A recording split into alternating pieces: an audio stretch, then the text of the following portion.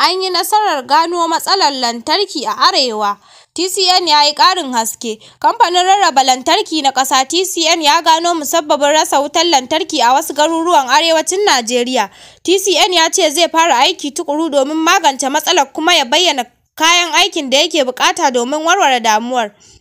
Tun a ranar Litinin wutar lantarki ta ɗauke a sassan Arewa. Hakan ya jefa al'umma cikin damuwa wajen ayyukan yau da kullum.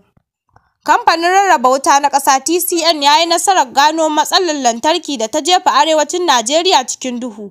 An ruwaito cewa a yammacin ranar Laraba injiniyoyin TCN suka gano matsalar a wani yanki na jihar Benue. Kamfanin TCN ne ya bayyana halin da ake ciki a wani saƙo da ya wallafa a shafinsa na Facebook. Me ya samu wutar lantarki a Arewa?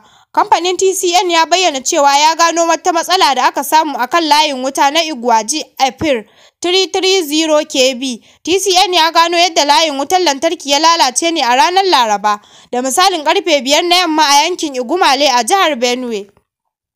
TCN ya fara gyara wutar lantarki a Arewa. Tun bayan gano matsalar, TCN ya fara ƙoƙarin tanadar kayan aikin da za su isa wajen domin gyara a kan lokaci. Sai dai TCN ya bayyana cewa wajen na cikin daji mai itace da caɓali, saboda haka zai buƙaci mota ƙirar bulldozer da wasu kayan aiki daga ofishinsa na Enugu zuwa wajen.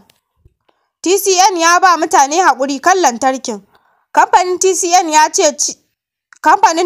ya ce zai ci gaba da ƙoƙarin magance matsalolin lantarki da suka faru da waɗanda za su faru a kan lokaci. A ƙarƙashin haka ya yi kira ga 'yan Najeriya, gwamnati da kamfanoni kan su ci gaba da haƙuri har a kammala gyara wutar.